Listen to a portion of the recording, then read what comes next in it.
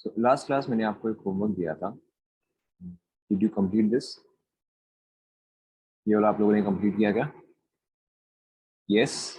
Before I give you the answer, what are your answers? क्या answer आया आप लोगों का?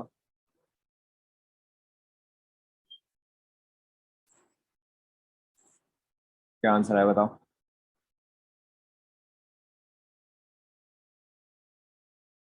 किसी का आंसर आया या नहीं आया?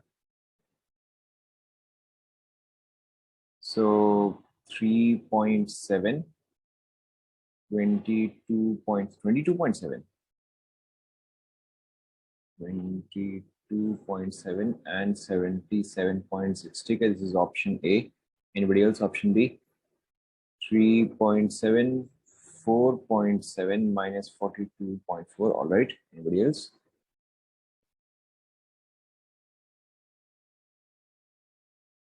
Anybody else? 3.7, 4.7 minus 26.5. All right. And option D हम डन कर देते हैं.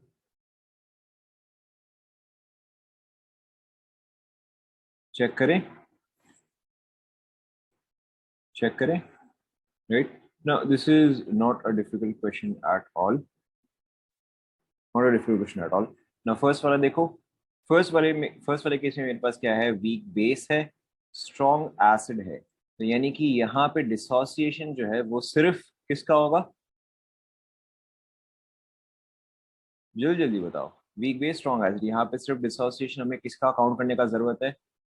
सिर्फ वीक बेस का हमें डिसोसिएशन जो है वो एक्स्ट्रा ऐड करना पड़ेगा. Right. Now for 3 equivalents it is 30. ध्यान दो. For 3 equivalents it is 30. So for 1 equivalent कितना आ जाएगा बताओ? करेक्ट, -10 आ जाएगा. अब होना कितना चाहिए था for 1 equivalent? How much it should have been? -13.7 होना चाहिए था. यस और नो? तो जो डिफरेंस है वही आपका डेल्टा डिसोसिएशन का. तो मेरा डिफरेंस कितना हुआ? 3.7 हुआ. यानी कि इसका डिसोसिएशन एनर्जी कितना आया? 3.7 पर इक्विवेलेंट. यस और no? Okay, now the exact same thing with the other one as well. 5 equivalents का है 45 -45. तो 1 इक्विवेलेंट का कितना आ जाएगा? जल्दी जल्दी. 1 इक्विवेलेंट का कितना आ जाएगा? -9 आ जाएगा. Okay. Now again it should have been -13.7 but है ये -9. तो इन दोनों के बीच का डिफरेंस कितना है? डिफरेंस है 4.7. तो यानी कि इसका डिसोसिएशन एनर्जी जो है वो 3.7 है, इसका डिसोसिएशन एनर्जी है 4.7. यहां तो देखो पहले सभी को समझ में आएगा. And I believe everybody got this right as well. Okay. Obviously अगर आप +45 ले लोगे तब तो वो गलत हो जाएगा. सो इसका डिसोसिएशन 3.7 आया. सॉरी, इसका 4.7, इसका 3.7. ऑलराइट. एंड लास्ट वाले का देखो, मुझे 8 इक्विवेलेंट्स एंड 8 इक्विवेलेंट्स का निकालना है. इसको हम 8 वाला हम बाद में निकालेंगे, पहले हम 1 इक्विवेलेंट ही निकाल लेते हैं. Now for 1 equivalent of this which will be equal to -13.7, अब मुझे इसका भी डिसोसिएशन ऐड करना है एंड इसका भी डिसोसिएशन ऐड करना है. तो वेरी सिंपली +3.7 +4.7. ओके. सो ये कितना आ जाएगा? सो देखो अब ये कितना आ जाएगा? This is 8, sorry not 8, this is 10, 4.7. तो ये आपका आ जाएगा -5.3. देखो चेक करो. -5.3 जो है दैट इज फॉर 1 इक्विवेलेंट. तो 8 इक्विवेलेंट के लिए कितना आ रहेगा? Multiplied by 8. ओके. तो ये कितना आ रहा है? -42.4 आ रहा है.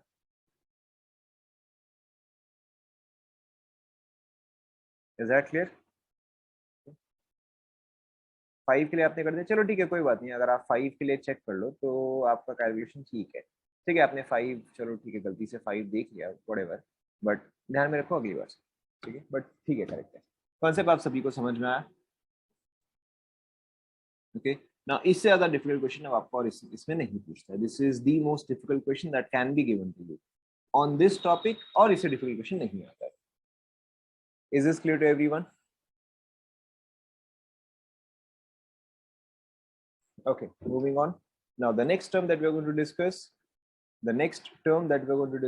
is bond dissociation energy.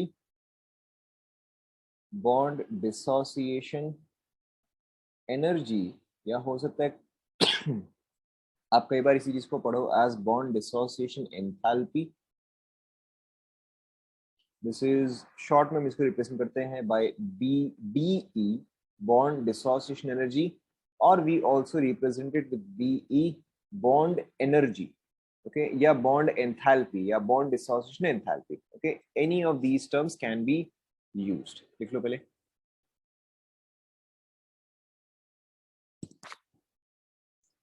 Bond dissociation energy or bond dissociation enthalpy. It is also called as bond energy or bond enthalpy. Okay.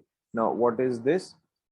It is the average energy required. It is the average energy required to break 1 mole of similar type of bonds. It is the average energy required to break 1 mole of similar type of bond.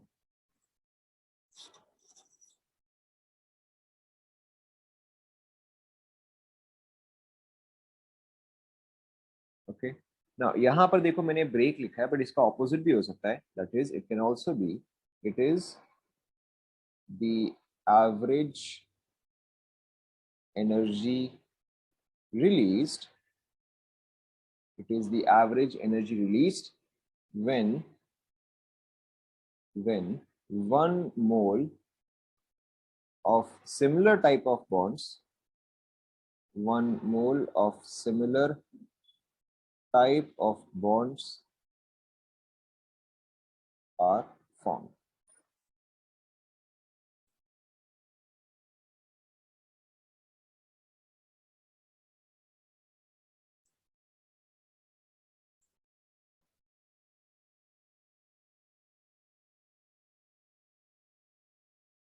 लिख लिया? Okay, now यहाँ पे देखो इन सभी का मतलब क्या होता है। फॉर एग्जाम्पल अगर मैं ले रहा हूँ CH4, अगर मैं CH4 ले रहा हूँ तो इसका स्ट्रक्चर कुछ इस तरह से होता है, ये तो हमने कई बार डिस्कस कर लिया। CH4 कार्बन इज sp3, यहाँ पे कुछ इस तरह से बॉन्ड होगा। ओके, नाउ अगर सपोज करो इसका मैं कोई भी एक H बॉन्ड जो है ब्रेक कर रहा हूँ, जैसे सपोज करो अगर मैं ये वाला बॉन्ड ब्रेक कर रहा हूँ तो CH4 जो है वो कन्वर्ट हो जाएगा टू गिव मी CH3+H। इसको सपोज करो मैं बोलता हूँ बॉन्ड एनर्जी 1। सपोज करो कि इसमें जितना एनर्जी रिक्वायर्ड हुआ उसको मैंने बोल दिया बॉन्ड एनर्जी 1। एंड अगर मैं इसको और फर्दर ब्रेक करता जाऊं, दैट इज CH3 को मैं कन्वर्ट करूं टू गिव मी CH2+H। इसको अगर मैं बोलूं bond energy 2। Similarly CH2 giving me CH+H and CH giving me C+H। तो क्या हुआ यहाँ पे 1 2 3 4, मैंने इसे 4 बॉन्ड्स जो है वो ब्रेक किए। सो बॉन्ड एनर्जी क्या आता है? Very simply bond energy would be average of these values. Bond energy would be average of these values का मतलब क्या होगा? Very simply bond energy would be BE1 plus BE2 plus BE3 plus BE4 divide by, इसलिए हम यहाँ पे बोलते हैं bond energy is the average. Note कर लो।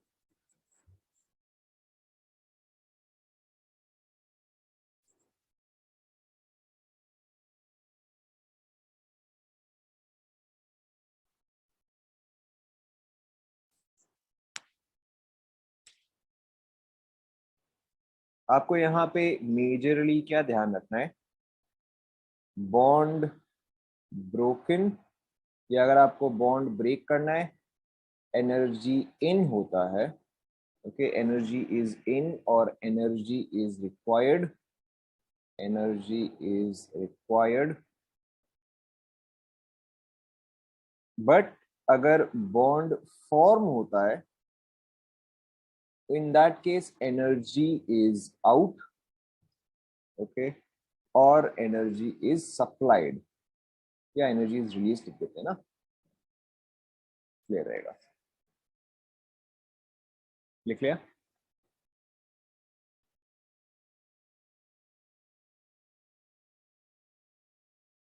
यहाँ तक कंप्लीट कर लो।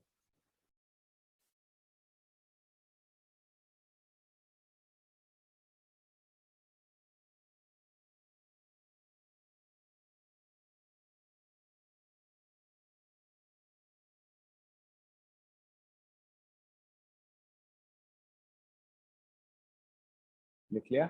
Okay, now let's take a very simple example. देखो आपको एक दो एग्जांपल देख के पूरा समझ में आ जाएगा.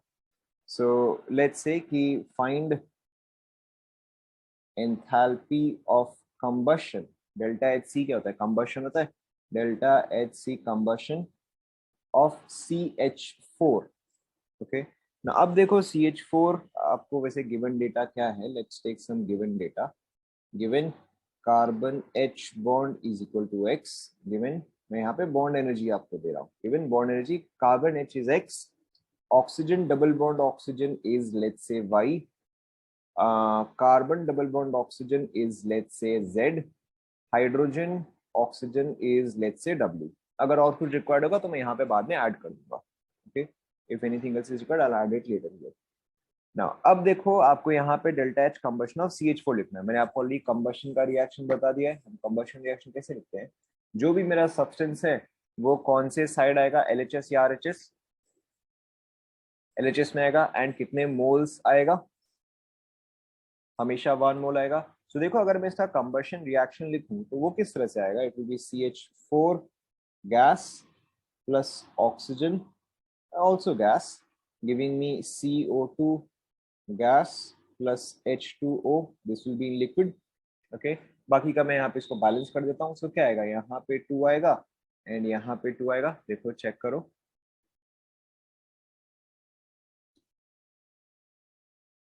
सही है?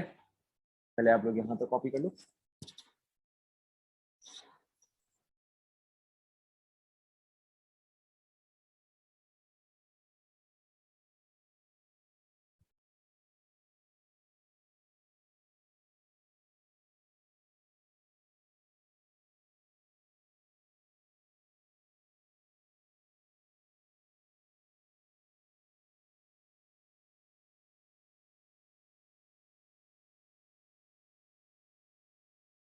कॉपी कर लिया? ओके, अब देखो इसको आप कैसे समझोगे. यहाँ पे अब आप delta H for this reaction कैसे लिखोगे? In this case delta H of reaction is equal to delta H of combustion. Okay, ये जो भी रिएक्शन है ये कौन सा रिएक्शन है? ये कंबशन रिएक्शन है. so in this case delta H of reaction will be equal to delta H of combustion. now अब देखो यहाँ पे हम डेल्टा H कैसे लिखेंगे? Pay attention. सो रिएक्टेंट जो है उसमें सारे के सारे बॉन्ड्स ब्रेक होंगे. जैसा ना यहाँ पे कार्बन एंड H के जो बॉन्ड्स है वो सारे के सारे ब्रेक होंगे. सो रिएक्टेंट्स में जितने बॉन्ड्स होते हैं वो सब ब्रेक होते हैं. बट प्रोडक्ट्स में जितने बॉन्ड्स होते हैं वो सारे क्या होते हैं? फॉर्म होते हैं. ऐसा ना? ओके, ना अब देखो हम आराम आराम से रिएक्टेंट साइड से जाएंगे, कोई जल्दी नहीं है. ना पहला रिएक्टेंट हम देखते हैं CH4. Okay, I have 1 mole of CH4. now in 1 mole of CH4 how many CH bonds do I have? correct, I have 4 moles of CH bonds. यानी कि मैं यहाँ पे 4 CH bond break कर रहा हूँ. okay, let's look at the next one. now here I have 2 moles of oxygen. तो plus, चलो 2 को मैंने साइड में रखा. Now oxygen, oxygen and oxygen के बीच में कितने बॉन्ड्स होते हैं बताओ? डबल बॉन्ड होता है. ओके, सो अगर मैंने यहाँ पे एक ऑक्सीजन सिंगल बॉन्ड ऑक्सीजन दिया होता और यहाँ पे मैंने ऑक्सीजन डबल बॉन्ड ऑक्सीजन दिया है, let's say let's call this for example A. Okay, तो आप यहाँ पे कौन सा वैल्यू लेते बताओ? A लेते या Y लेते? हाँ, आप यहाँ पे A बिल्कुल भी नहीं लेते, आप यहाँ पे Y वैल्यू ही लेते. ओके, आप याद करो हमने डिस्कस किया था कि pi bonds are weaker than sigma bonds. okay, they are approximately doubly strong but not exactly. pi bond जो है वो slightly weaker होता है. तो आपका इसका डबल जो है वो exactly equal to y नहीं आएगा, आसपास आएगा but exactly equal नहीं आएगा. so आपको जैसा बॉन्ड दिया हुआ है आप हमेशा वैसा वाला ही सिलेक्ट करोगे. so here since it is a double bond we'll have to take the double bond value here. so 2 times and एक मॉलिक्यूल में कितने डबल बॉन्ड O है? एक मॉलिक्यूल में कितने बार डबल बॉन्ड हो रहा है? एक ही बार आ रहा है. तो ये क्या आ जाएगा? 2 टाइम्स Y आ जाएगा. ओके, एक और बार समझो मैंने यहाँ पे क्या किया है. एक ऑक्सीजन में तो एक ही डबल बॉन्ड है एंड ऑक्सीजन खुद 2 बार है. तो एक ऑक्सीजन में एक ही बार डबल बॉन्ड है और ऑक्सीजन खुद 2 बार है. ओके, ना अब यहाँ पर सॉरी मैं इसको ऐसे कर देता हूँ ना, 2 times oxygen double bond oxygen. ठीक है, वैल्यू जो है बाद में सब्स्टिट्यूट करेंगे. Now in this case energy was in. now in the next case energy will be out. क्योंकि अब तो मैं प्रोडक्ट साइड में आ गया. okay, now CO2 CO2 का स्ट्रक्चर कैसा होता है? CO2 का स्ट्रक्चर कुछ इस तरह से होता है। Okay, now pay attention. एक मॉलिक्यूल ऑफ CO2 में कितने C डबल बॉन्ड O है? करेक्ट, यहाँ पे 2 C डबल बॉन्ड O है, तो ये क्या रहेगा? 2 times C double bond O। Okay, now let's continue. फिर मेरे पास क्या है? फिर मेरे पास H2O है ना। एक H2O में कितने OH बॉन्ड्स है? 2 है। अब मेरे पास H2O खुद भी और डबल है। ओके, सो यानी कि ये क्या आ जाएगा? मैं इसको कंप्लीट ब्रैकेट डाल देता हूं, प्लस 2 टाइम्स 2OH आ जाएगा। ऐसा ना? ओके, अब बस मैं सारे वैल्यू जो है सब्स्टिट्यूट कर देता हूं, तो देखो क्या आएगा। ये आपका देखो क्या आएगा। तो this will be 4x plus 2y minus, मैं यहाँ पे ब्रैकेट में रख रहा हूँ, 2z प्लस 4w। देखो समझ में आएगा? Okay, obviously this was the first example. ये तो पहला एग्जांपल ही था। I will give you one more. बोल, आप ट्राई करो खुद से।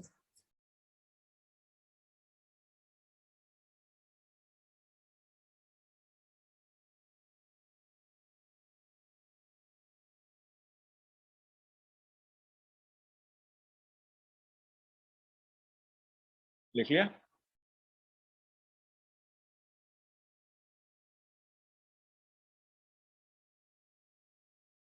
हाँ हाँ, ऑब्वियसली आप चाहे तो ब्रैकेट ओपन कर सकते हो, तो आपका ये सिंपली क्या आ जाएगा? 4x plus 2y minus 2z minus 4w। चलेगा, डजेंट मैटर। ये फॉर्मूला मैंने क्यों लिखा है? क्योंकि टिपिकली आपको कई बार आप ऐसा फॉर्मूला देखोगे, delta H of reaction is equal to bond energy of reactants minus bond energy of products. अब तो आपको ये फॉर्मूला भी समझ में आ गया होगा, क्योंकि रिएक्टेंट के केस में एनर्जी इन हो रहा है, प्रोडक्ट के केस में मेरा एनर्जी आउट हो रहा है, तो इसलिए मैं यहाँ पे नेगेटिव कर दूँ। सो ये मैंने इस फॉर्म में इसलिए लिखा है, क्योंकि क्या ना, इससे कैलकुलेशन स्लाइटली इजी हो जाता है।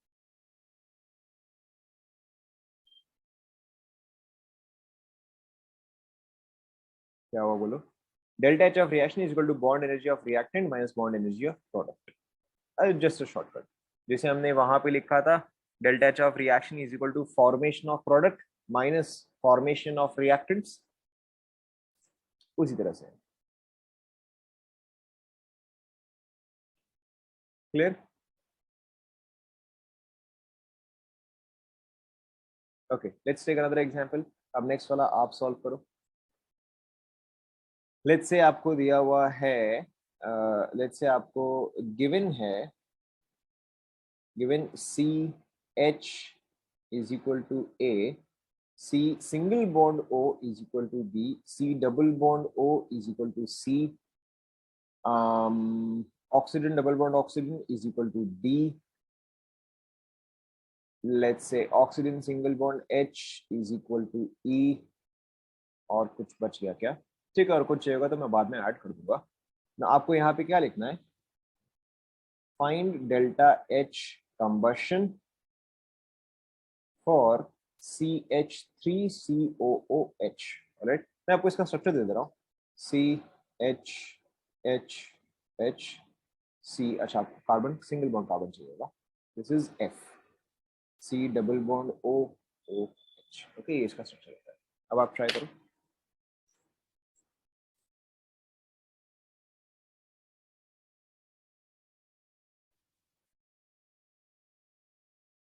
ट्राई करो, not difficult at all.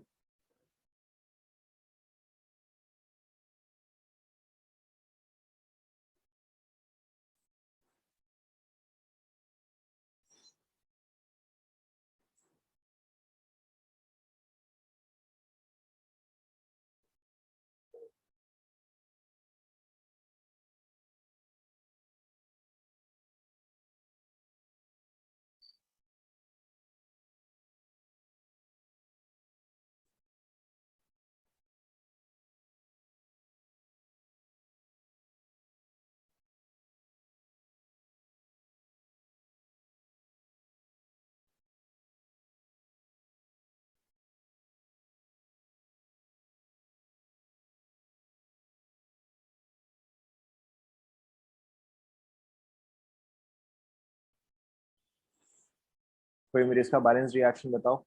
So CH3COOH plus oxygen. यहाँ पे गैस वगैरह लिखने की जरूरत नहीं है because I can see it is not going to be important here. CH3COH plus O2 gives you CO2 plus H2O. Let's balance. So यहाँ पे मेरा बैलेंसिंग क्या आता है? X plus y by 4 minus Z by 2. X plus y by 4 minus Z by 2. So X is 2, y by 4 is 1 minus Z by 2. So 2 plus 1 minus 1. So यहाँ पे 2 आना चाहिए. तो यहाँ पे आपका 2 आ जाएगा, यहाँ पर आपका 2 आ जाएगा. देखो चेक करो ऐसा आया क्या. The rest of it you can easily do. Try करो. I hope आप लोगों को combustion reaction याद है because that is very important. अगर आपके पास CXHY है तो इसको रिकॉर्ड होता है X plus Y by 4 O2. And अगर आपके पास CXHYOZ है तो इसको रिकॉर्ड होता है X plus Y by 4 minus Z by 2. Just something to keep in mind.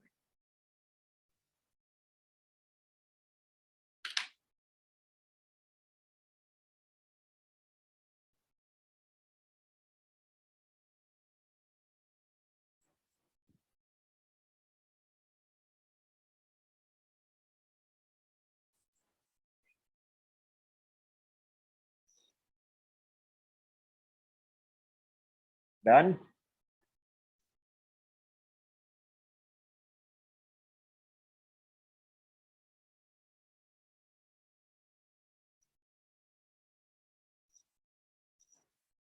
Complete कर लो.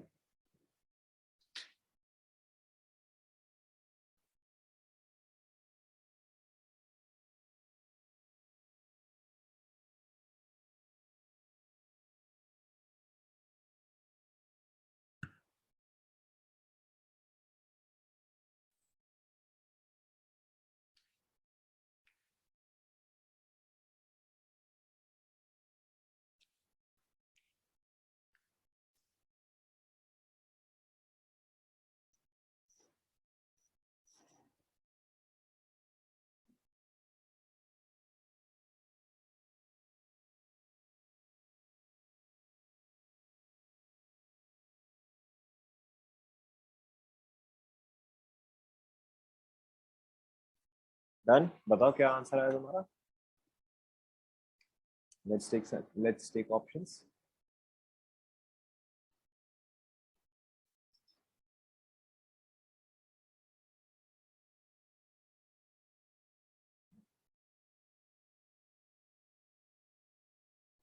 So 3A minus 3C minus 3E plus B plus 2B. F काम ही नहीं आया.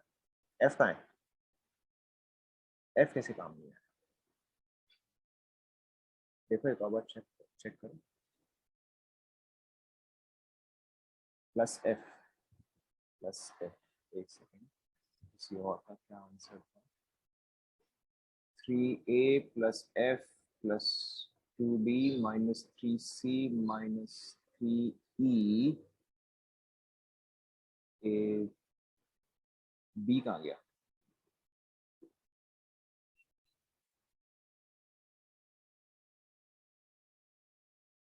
क्या O double bond O is D. O double bond O is D.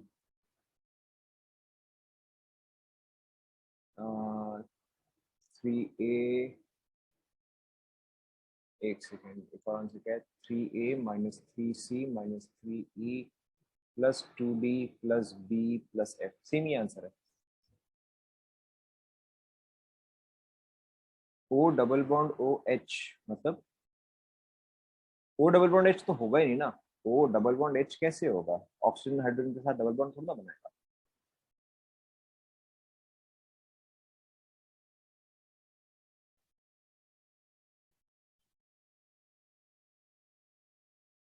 H2 में तो single bond होता है. Oxygen hydrogen hydrogen single bond होता है.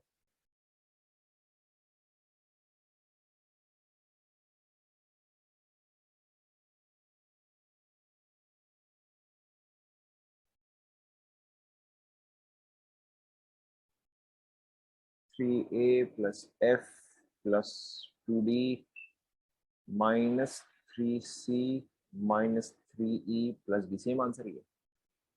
अरे तुम ही बार आंसर दे।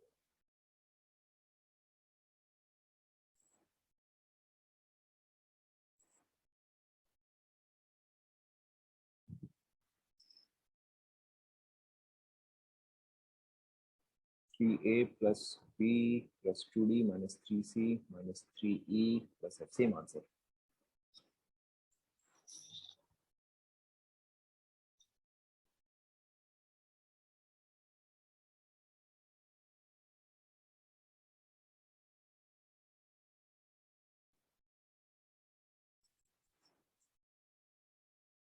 चेक करें, नॉट डिफिकल्ट एट ऑल। देखो तो फटाफट हो जाएगा। सो लेट्स सी देखो मेरे यहाँ पे delta H of reaction which is here same as delta H of combustion. Okay, तो ये क्या आता है? ये मेरा आता है bond energy of reactants minus bond energy of products. So let's put all the values. So reactant में मेरे पास क्या है? CH3COH। तो मेरे पास यहाँ पे 3 CH बॉन्ड्स है, एक C सिंगल बॉन्ड C है, एक C डबल बॉन्ड O है, एक CO है एंड एक OH है। So let's first write it down, write all of this down bit by bit. कोई जल्दी नहीं है। So first of all, I have 3 CH bonds. Then I have 1 C bond. Then I have 1 C double bond O. Then I have 1 CO. Then I have 1 OH. देखो check करो कुछ छूटा क्या? I think I have it all covered. Okay. Now plus अब देखो मेरे पास second reactant क्या है? 2 टाइम्स ऑक्सीजन है, तो plus 2 times oxygen double bond oxygen. देखो पूरा रिएक्टेंट साइड हो गया। ओके, माइनस अब मैं पूरा प्रोडक्ट साइड आ जाता हूँ। Okay, now let's put everything in the product side. Now product side I have 2 CO2, so 2 times C double bond O, लेकिन ये भी और फर्दर 2 टाइम्स होगा, ऐसा नो? ओके, इफेक्टिवली आपका C double bond O 4 times हो गया, plus again यहाँ पर भी इफेक्टिवली आपका वही 4 टाइम्स आपका OH बॉन्ड्स आ जाएगा। देखो चेक करो। Okay, now let's just put all the values. So CH bond is 3a, CC bond is F, CO bond is C। अच्छा यहाँ पे ये माइनस आएगा बट चलो उसको बाद में देखते हैं। Okay, plus C, then we have C single bond O, that is B, then we have an OH bond, that is E, then we have 2 double bond oxygen, that is 2D, minus ये क्या आ जाएगा? 4C आ जाएगा and minus 4E आ जाएगा। Okay, let's cancel out what is common. So ये थोड़ा सा common है, यहाँ पे 3 आ जाएगा एंड ये कॉमन है, यहाँ पर भी आपका 3 आ जाएगा। सो फाइनली देखो मेरा आंसर क्या आ रहा है? 3A plus F plus B plus 2D plus 2D minus 3C minus 3. Okay, and I think all of you got it right. Okay, 3A 3A F F B B 2D 2D minus 3C minus 3 minus 3C। ठीक है, correct है। देखो check करो।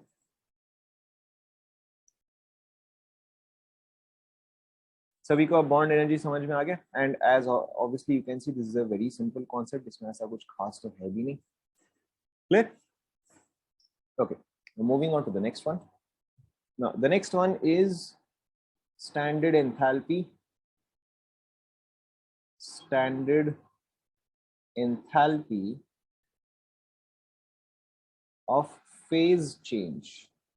Standard enthalpy of phase change.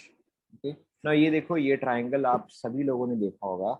अगर मेरे पास यहाँ पे solid है, यहाँ पे लिक्विड है एंड यहाँ पे गैस, आई एम श्योर ये वाला ट्राइंगल आप लोगों ने स्टैंडर्ड 9 या 10 में देखा होगा। Okay, solid going to liquid is called as, solid going to liquid is called as, correct, it is called as melting, or it is also called, or it is also called as fusion. Okay, liquid going to gas is called as, correct, it is called as vaporizing, वेपराइजिंग और vaporisation एक ही बात है, वेपराइजिंग। Okay students excuse me for 2 minutes, okay I will just be back. आप लोग ये वाला triangle complete करो, will come back and I will complete it my self, but तब तक आप लोग कंप्लीट करो। Excuse me for 2 seconds।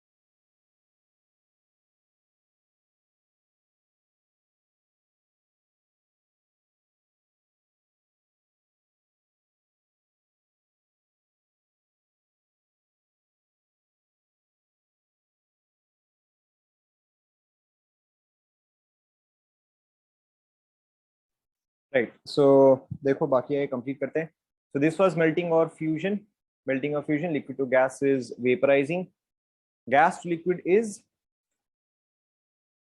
gas to liquid is correct, gas to liquid is condensation, liquid to solid is, liquid to solid is correct, this is solidification। यहाँ पर जगह नहीं है तो मैं यहाँ पे लिखता हूँ, it is solidification।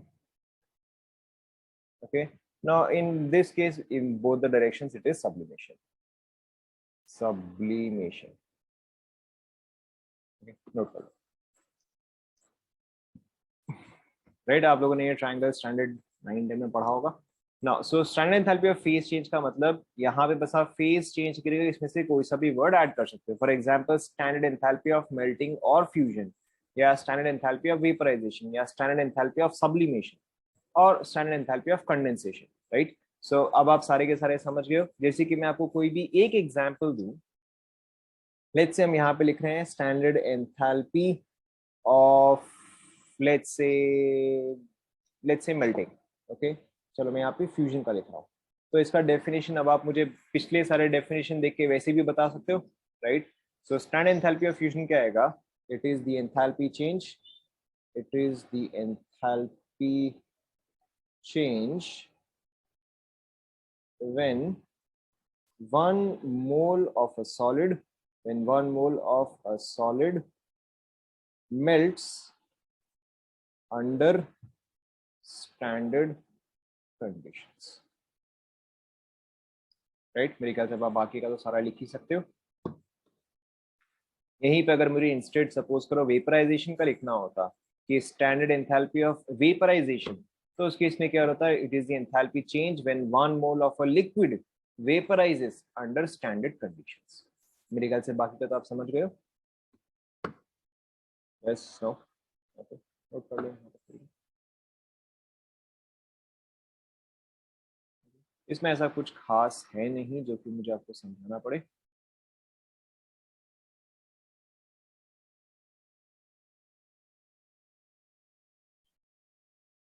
बट यहाँ पे आपको एक और चीज क्या ध्यान रखना है, देख लिया? नहीं, आपको सारे डेफिनेशन लिखने की जरूरत नहीं है।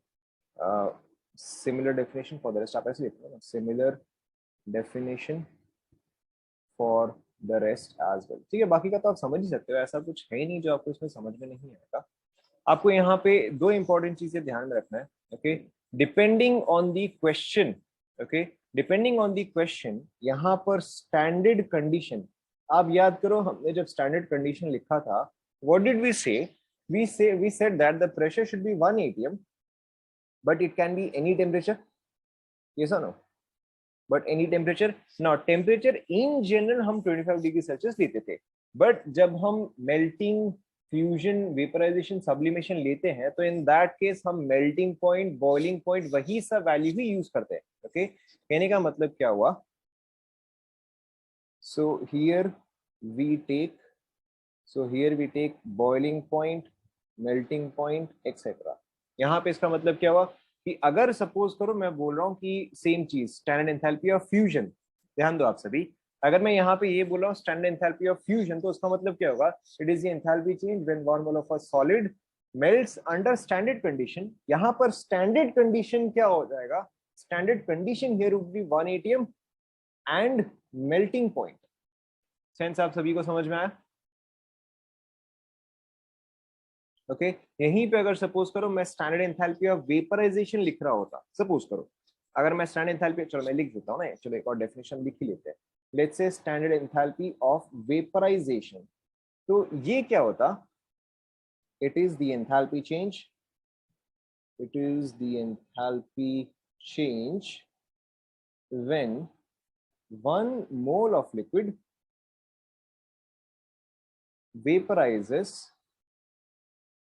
vaporizes under standard conditions, but यहाँ पे standard conditions क्या होता बताओ? It would have been 1 atmosphere and correct and boiling point। क्या ये आप सभी को समझ में आया? नोट कर लो।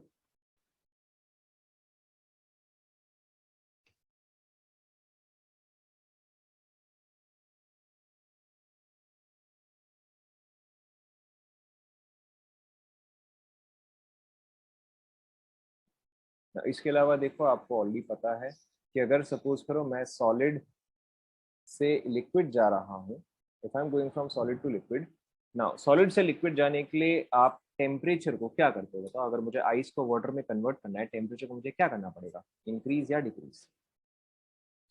आइस से वाटर, ऑब्वियसली मुझे टेम्परेचर इंक्रीज करना पड़ेगा, या मुझे आइस को हीट सप्लाई करना पड़ेगा। So if I am going from solid to liquid, मेरा डेल्टा एच क्या आएगा? पॉजिटिव या नेगेटिव? सोच के बोलो, कोई जल्दी नहीं है। ऑब्वियसली पॉजिटिव आएगा because energy has to be in, right? So अगर सपोज करो सॉलिड से लिक्विड जाने का या मेल्टिंग का, ओके, या मेल्टिंग का अगर मेरा डेल्टा एच जो है वो +10 है, तो अगर यहीं पे मैं लिक्विड से सॉलिड जा रहा हूं तो मेरा डेल्टा एच ऑफ सॉलिडिफिकेशन क्या आ जाएगा बताओ? करेक्ट, ये आ जाएगा -10। Okay, just something to keep in mind. तो इससे देखो क्या हो रहा है ना, मेरा डेफिनेशन जो है वो हाफ हो जा रहा है। क्यों? क्योंकि melting, fusion and solidification exactly same हो गया, या उसका वैल्यू जो है एग्जैक्टली सेम हो गया। वेपराइजिंग एंड कंडेंसेशन का वैल्यू जो है एग्जैक्टली सेम हो गया। सिमिलरली सब्लिमेशन, चाहे आप सॉलिड टू गैस जाओ या आप गैस टू सॉलिड जाओ, दोनों का वैल्यू जो है वो सेम ही हो जाएगा। बस डिफरेंस कहाँ पाएगा? डिफरेंस सिर्फ आपका साइन का आएगा। Is that clear to everyone?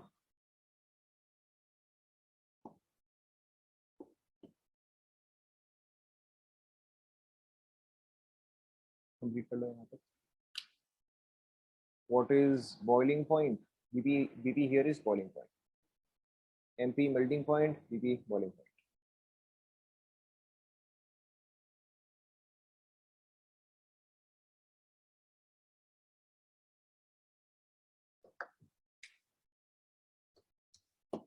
Complete हो गया?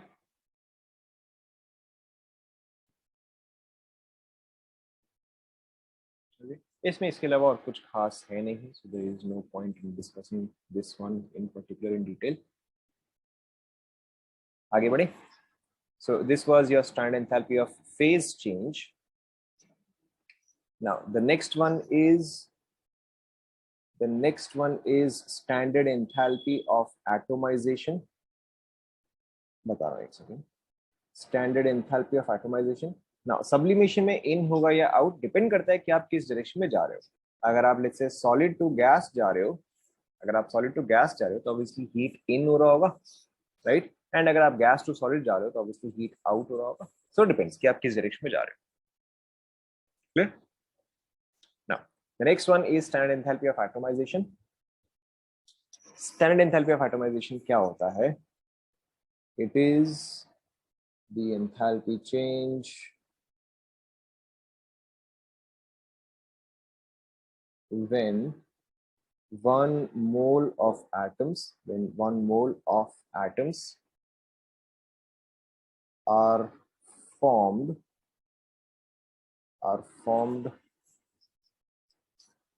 from its when 1 mole of gaseous atoms are formed from its element in its standard state under standard conditions.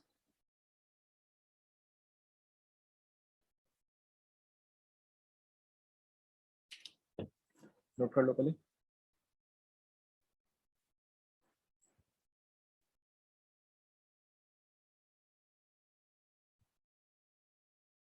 Note कर लिया, राइट. नाउ एटमाइजेशन का मतलब क्या होता है कि आप एटम्स क्रिएट कर रहे हो. Okay, you are trying to make atoms here. Now obviously जब भी हम कोई चीज को फॉर्म करते हैं या हम डेफिनेशन में जो भी चीज है उसको हम हमेशा 1 मोल करते हैं. तो since here we are writing about atomisation, we try to form 1 mole of atoms. तो अगर सपोज करो आपको 1 मोल ऑफ ऑक्सीजन एटम बनाना है, ध्यान दो, सपोज करो आपको बनाना है 1 mole of oxygen atoms. And जब भी आप एटमाइजेशन लिखते हो हमेशा वो गैस फॉर्म में ही होता है, क्योंकि एटम्स हमेशा गैसियस फॉर्म में होंगे. If they are not combining with anything else, they must be in gaseous form. तभी जाके they would be far away from each other. और if atoms are not exerting any force on other atoms, तो वो basically क्या हो गया, ideal gas हो गया. ऐसा नो. नाउ सो देखो, अगर सपोज करो आप 1 mole of oxygen atoms form कर रहे हो. नाउ ऑक्सीजन का स्टैंडर्ड स्टेट क्या है? करेक्ट, ऑक्सीजन का standard state is O2 and gas. Okay, तो अब मुझे इसके हिसाब से इसको बैलेंस करना पड़ेगा. तो अगर मैं ऑक्सीजन का एटमाइजेशन लिख रहा हूं तो वो क्या आएगा, वो कुछ इस तरह से आएगा. ये सुनो. ओके, सपोज करो कि मैं फास्फोरस का एटमाइजेशन लिख रहा हूँ. ओके, लेट्स से कि मैं फास्फोरस का एटमाइजेशन लिख रहा हूँ. तो फास्फोरस गैसियस यहाँ पे फॉर्म होगा ना. हमने लिखा था फास्फोरस का स्टैंडर्ड स्टेट क्या था, बताओ. Correct, it was P4. And कौन सा एलोट्रोप था? P4, रेड व्हाइट ब्लैक, क्या कौन सा था? करेक्ट, व्हाइट था. सो यहाँ पे मैं क्या लिखूंगा, P4 व्हाइट. ओके, अब इसके हिसाब से मुझे इसको बैलेंस करना है. तो ये क्या आ जाए, सॉरी, ये आपका आ जाएगा 1/4. Alright, let's take one more. Let's take for example, मुझे atomization of carbon करना है.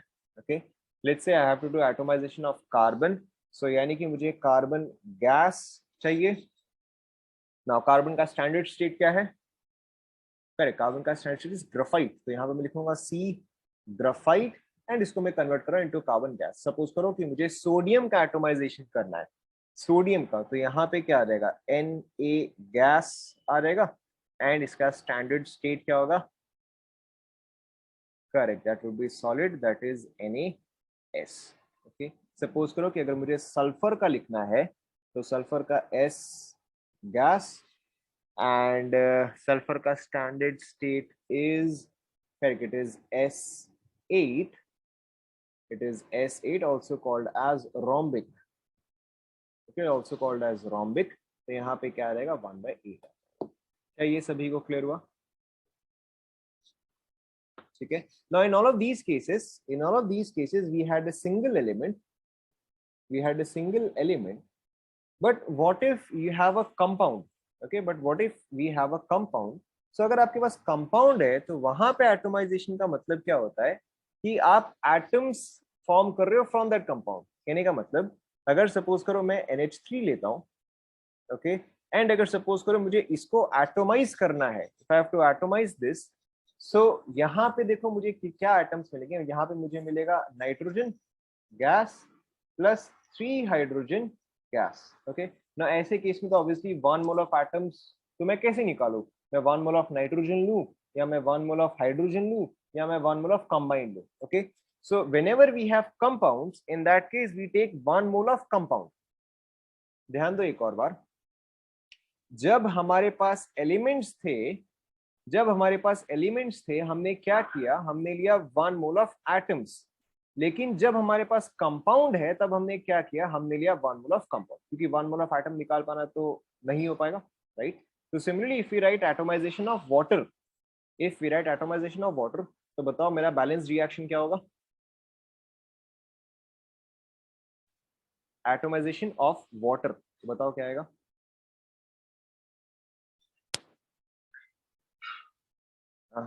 एटोमाइजेशन क्या आएगा, H2O, why because I am writing for a compound, तो ये चीज जो है ये 1 मोल ही रहेगा ना। अब इससे बताओ मुझे क्या एटम्स मिलेंगे, ये मुझे मिलेगा 2H plus oxygen, gas and gas. क्या कर रहे हो, एटम्स बोल रहा हूं मैं, मॉलिक्यूल्स नहीं। H is an atom, H2 is a molecule, सोच के बोलो।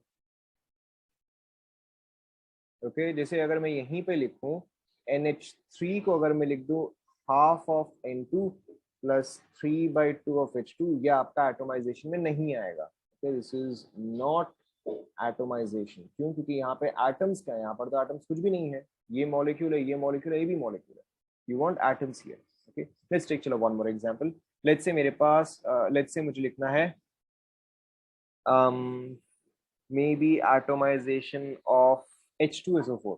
ओके, ट्राई करो एटोमाइजेशन ऑफ H2SO4, ट्राई करो।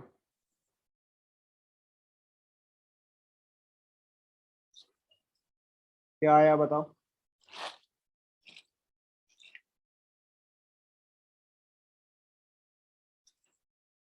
करेक्ट, एटोमेशन ऑफ H2SO4 आपका क्या आ जाएगा, 2H gas plus S gas plus 4 oxygen gas. समझ में आया। ओके, H2SO4 का क्या स्टेट रहा होगा, we don't know right now, it doesn't also matter. Now let's take maybe one more atomization of, let's say, क्या compound लिया जाए बताओ, give me an example. NaOH, NaOH का तो कोई मतलब ही नहीं है, मतलब ऐसा भी नहीं, MgOH ऐसा भी नाम मत दो भाई, कुछ और सिंपल सा कंपाउंड। चलो ठीक है, CH3COH, alright, let's take CH3COOH, alright, इसका एटोमाइजेशन ट्राई करो आप लोग।